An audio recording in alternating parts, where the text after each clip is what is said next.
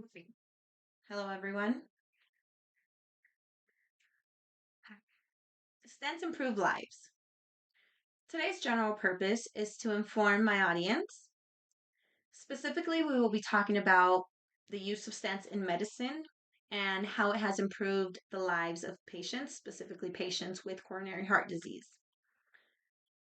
The general idea is to introduce what the use of stents means and how it has improved the lives of patients with coronary heart disease. So, basically, a little rundown is coronary heart disease develops when fatty plaque, builds up in our arteries that leads to our heart, which in turn blocks the passageway to have a smooth entrance of blood flow into our heart. You will have signs and symptoms such as chest pain when this happens. My name is Carolina Gaitan, and the title of my speech is Stents in Medicine. A Greek physician known as Hippocrates once said that whenever the art of medicine is loved, there is also a love for humanity. We will go over the history, discoveries, and some practices and teachings of medicine. Beginning with my first point, some history on heart disease. Why are stents even needed? For example, an excellent review by Jacobson stated that through the history of how much fat is needed and heart disease shows how slowly we are progressing in the United States. And this is actually an enormous problem, he states. Angioplasty procedure is the procedure needed or what it is called when a stent is installed in our heart, in a patient's heart that needs it. This can happen as an emergency procedure, or it can be planned as a replacement in assistance in the artery.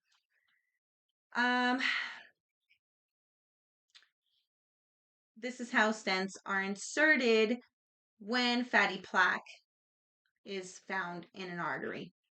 Now, what is a stent, right?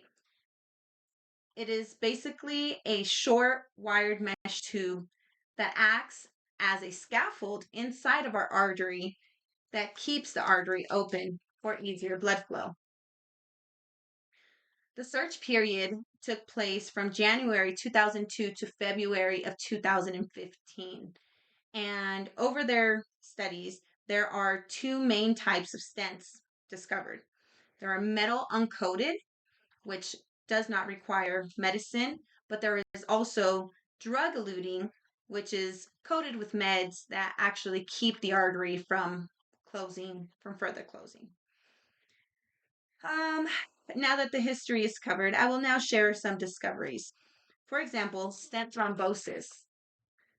It is imperative to know that coronary heart disease is actually the leading cause of death in the United States.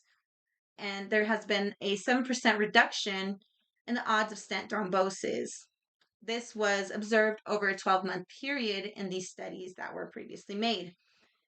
Next, we have intracoronary stents. This is the second development of stents that was discovered. Introduced in 1986, provided medical support. Also showed a 30% reduction rate in restenosis rates. Next, we would have the lastly coated stents, aka also known as drug-eluting stents.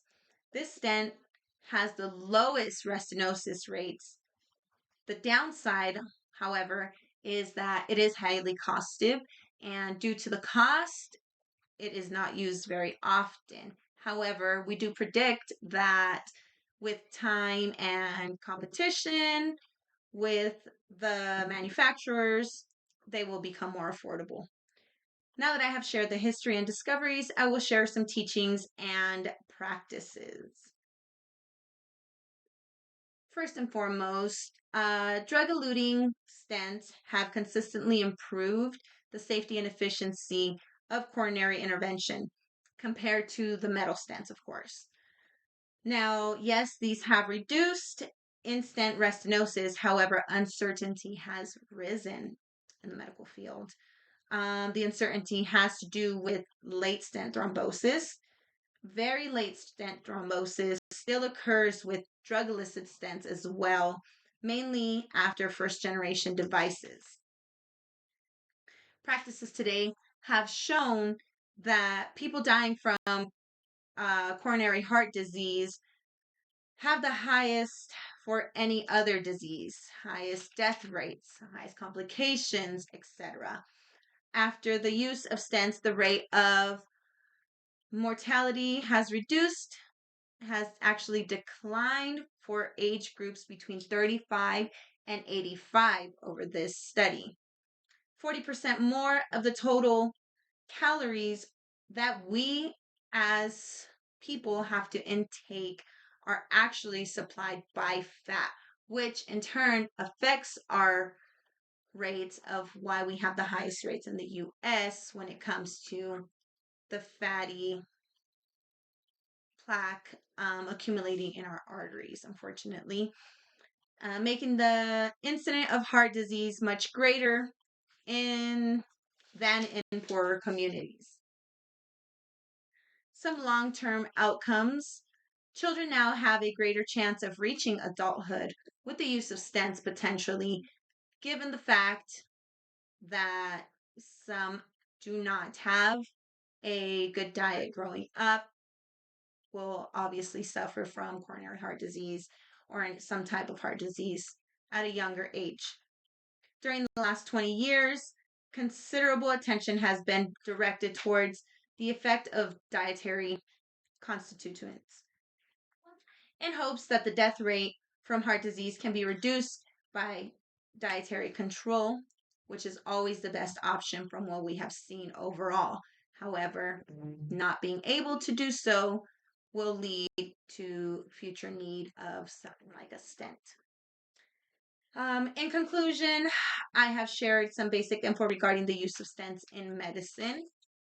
And with the history, discoveries, and teachings, practices of stents in medicine, there is a famous philosopher who I have mentioned in the beginning of this speech, Hippocrates, also shared another great quote: "The greatest medicine of all is teaching people how not to need it."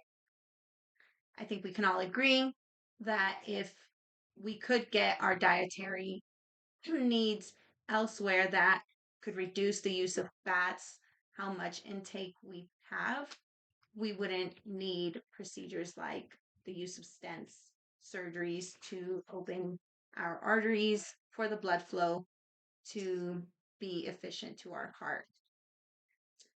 Overall,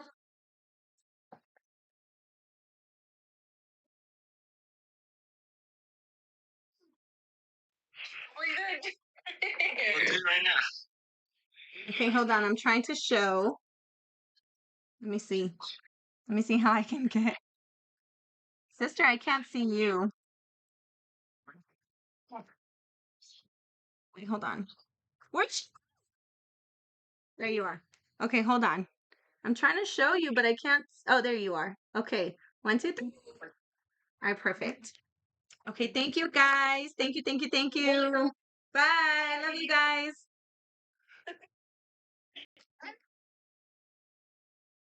Okay. Okay. Thank you all. That's the end of my speech.